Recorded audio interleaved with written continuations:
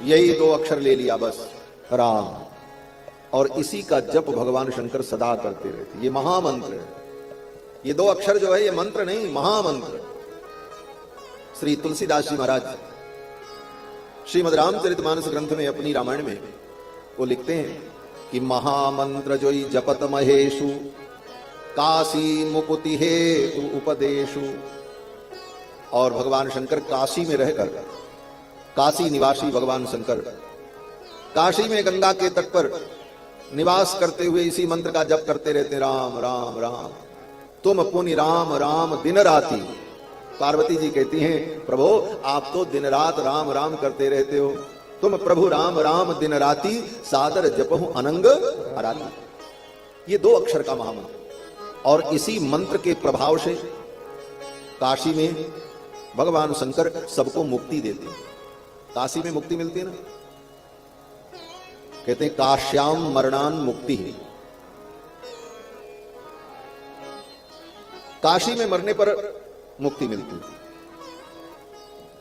और कितने लोग काशी में मरने के लिए जाते हैं, जब उनका अंतिम समय आता है तो ये संकल्प लेके जाते हैं, काशी में हमारा प्राण छूटे। काशी मरण की बड़ी महिमा है, शास्त्रीय दृष्टि से, पौराणिक दृष्टि से। लेकिन ये कर्मनिष्ठ, ज्ञाननिष्ठ अन्य प्रकार के प्राणियों के लिए, लेकिन जो भगवान की भक्ति में और शरणागति में जिसकी निष्ठा है, उसके लिए पृथ्वी पर कहीं वो मर जाए उसके लिए सब ठीक है। क्यों बोले, भगवत भक्त वैष्णव भागवत वो भगवान की कृपा से ही मुक्त होते हैं। वो सर्वत्र भगवान की कृपा का अनुभव करते हैं। उनके लिए काशी में मरना भी वही है और कहीं भी मरे। क्यों बोले, करना तो भगवान को, मुक्ति तो भगवान की कृपा से मिलेगी। यह चिंतन करते हुए वैष्णव लोग ऐसा आग्रह नहीं रखते कि हम कहां मरे, लेकिन कर्म की निष्ठा, ज्ञान की निष्ठा, योग की निष्ठा, तीर्थ की निष्ठा, जिसमें दृढ़ निष्ठा होती है वो उसके अनुकूल आचरण करता है। तो काशी में मरने की भी एक लोगों की परंपरा है। भाई काशी में हम प्राण त्यागे तो हमें परम गति मिलेगी, काश्याम मरणान मुक्ति ही। तो काशी में भी मरने पर मुक्ति कैसे मिलती है? तो गोस्वामी जी कहते हैं, जब काशी में कोई मरता है ना, तो भगवान शंकर उसके कान में जाकर के राम राम मंत्र सुनाते हैं। भगवान शंकर का यही काम है काशी में। क्या काम है? बोले, काशी में कोई मरे तो उसके कान में जाकर के राम राम कह देना। भगवान श्री रघुनाथ जी ने, राम जी ने भगवान शंकर को, भोलेनाथ को काशी में ये सेवा प्रदान की है कि आप काशी में वास करो और हमारा नाम राम राम नाम जपते रहो।